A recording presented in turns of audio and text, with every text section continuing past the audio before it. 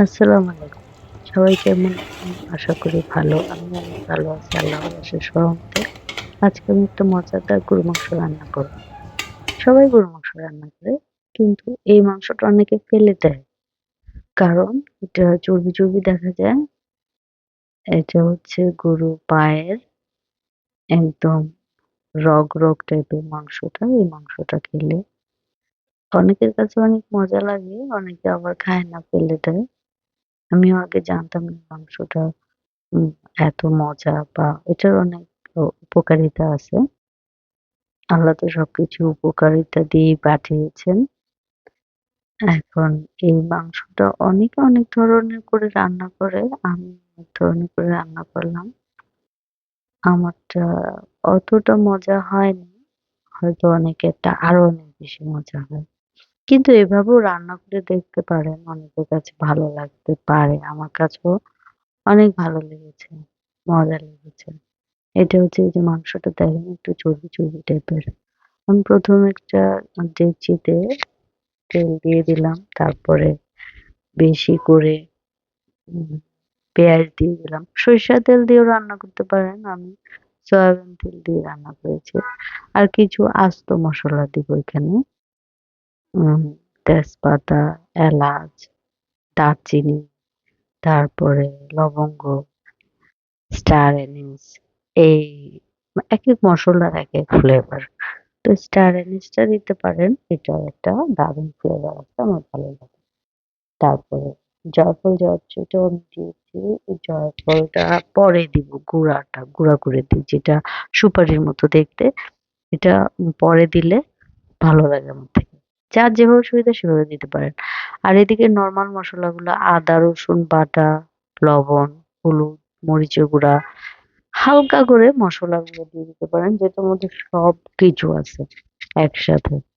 এটা দিয়েই সাধারণত আমি মাংস খাই।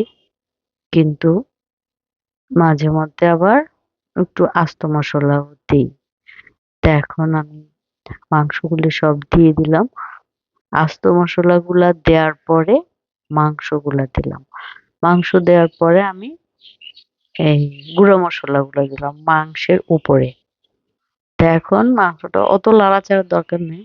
বেশি নাড়াচাড়া করার কোনোই প্রয়োজন নাই। এমন না যে বেশি নাড়াচাড়া করলে মজা হবে। আমি নাড়াচাড়া একটু কম করি।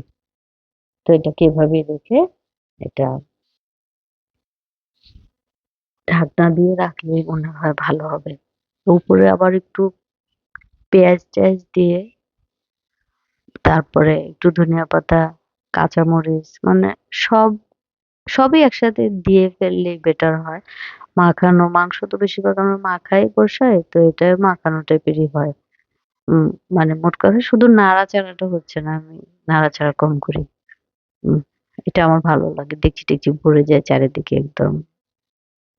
কেমন লাগে না? বৃষ্টির দিনে কাদা, কাদা ওই টাইপের। তো এবার এটাকে আমি ঢেকে দিই। এখানে চাইলে কেউ হালকা পানি দিতে পারেন যদি আপনার মাংসটাতে পানি কম লাগে। এই যে এভাবে একটু দেখেন মাংসটাতে পানি আছে কি নাই।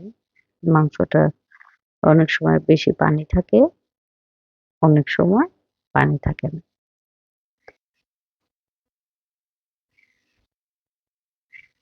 তারপর দেখে এই যে আমি একটু পানি দিলাম এখানে। হ্যাঁ, আমি নাড়াচাড়া করে দেখলাম যে আমার থেকে পানিটা কম লাগলো। সেইজন্য আমি আবার একটু পানি দিয়ে দিলাম।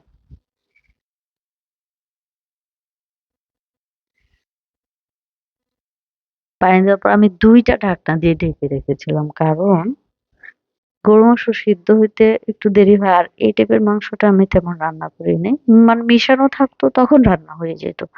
কিন্তু আলাদা করে আমি কখনো রান্না করিনি। এখন এটা কি সিদ্ধ হইতে কতক্ষণ লাগবে? আদৌ সিদ্ধ হবে কিনা আমার সেইটাই মাথায় ছিল না। কিন্তু না, এটা কিন্তু সিদ্ধ হয়ে যায়। এটা অত টাইম নেয় না। অনেকক্ষণ পরে প্রায় ০.৫ ঘন্টার মতো টাইম নিয়ে বা ১০-১৫ মিনিট পরেও একবার দেখতে পারেন। কিংবা ০.৫ ঘন্টার মতো টাইম নিয়ে একবার দেখলাম। এখন আবার অনেকক্ষণ পরে আমি আবার দেখতে আসলাম। মানে এটার কি অবস্থা! নাড়াচাড়া করলেই টানটাসটা বুঝে যাবে। এই পর্যায়ে এসে কিছু আলু দিতে পারেন। বা কেউ যদি কষা মাংস খেতে চান আলু ছাড়া খাইলে ভালো। তো আমি কয়েকটা আলু দিয়েছি। বাচ্চারা আলু খায়, অনেকে মাংস খেতে চায় না।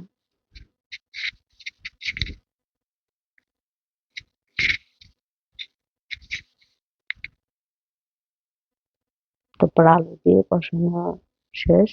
এখন মাংসটাতে আমি পানি দিয়ে দিব। পানি দিয়ে ভালোভাবে সিদ্ধ করে নিব।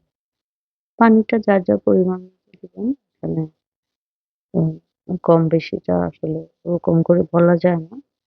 কেউ মাংসতে পানি কম খায়, কেউ বেশি খায়। সেটা যার, যার উপর ডিপেন্ড করে।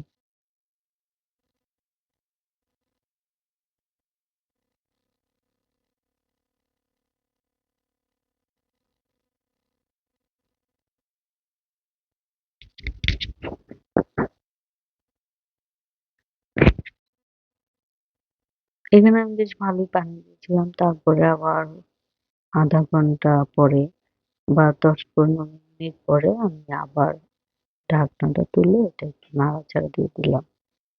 আর চুলাটা মিডিয়াম রাখলেই ভালো। মিডিয়াম টু হাই রাখতে পারেন এই অবস্থায়। এটাও আবার আরো অনেকক্ষণ পরে আমি ২ টা ঢাকনা দিয়ে রান্না করতেছি। যেহেতু মাংসটা আ ওয়েল কুক না হলে কিন্তু খাওয়া যায় না। গরুর মাংস তো শক্ত হলে বাচ্চারাও খেতে চায় না, নিজেদেরও খেতে ভালো লাগে না সবসময়। এই যে মাংসটা দেখতে ইয়াম্মি লাগছে। একদম কষা, কষা মাংসের মতো হয়েছে। বেশ ভালো লাগছে খেতে আমার থেকে। আরো কিছুক্ষণ ঢেকে রাখি। এটা আরো অনেকক্ষণ চুলা একদম লো করে আমি চুলার মধ্যে বসায় রাখলাম। যেন এটার টেস্ট আরো বের হয়। অনেকক্ষণ বসায় রাখছি। একদম মাংসের উপর তেল উঠে আসছে। চুলাটা রান্না করতে হবে মিডিয়াম টু হাই এ। তারপরে রান্নার অর্ধেকে এসে মিডিয়াম টু লো এর দিকে চলে গেলে তারপরে রান্না যখন মনে হবে যে আচ্ছা শেষ হয়ে গেছে রান্না, তখন চুলাটাকে একটু একদমই বেশি কমায়, যতটুকু কমানো যায় কমায় ঢাকনা দিয়ে ঢেকে রাখি। যেকোনো তরকারির টেস্ট অনেক বাড়ে। আমি জিনিসটা করি। সময় থাকলে, সময় না থাকলে তরকারি তুলে ফেলতে হয়। কিন্তু এই মাংসর বেলায় আমি এটা করতেই হয়। মাংসটা সিদ্ধ না হলে খেতে পারবে না। আমার বাসায় মুরুব্বিরা থাকে, বাচ্চারা থাকে, কেউ খেতে পারবে না। সেইজন্য এই যে মাংসটা অনেক ইয়াম্মি হইছে দেখতে। প্লিজ সবাই আমার চ্যানেলটাকে সাবস্ক্রাইব করবেন। আমি অত ভিডিও দিতে পারি না। আমি একটু বিজি থাকি। আমার মুরুব্বিরা আছে, বাচ্চারা আছে। আসসালামু আলাইকুম। সবাই আমাকে সাপোর্ট করবেন প্লিজ।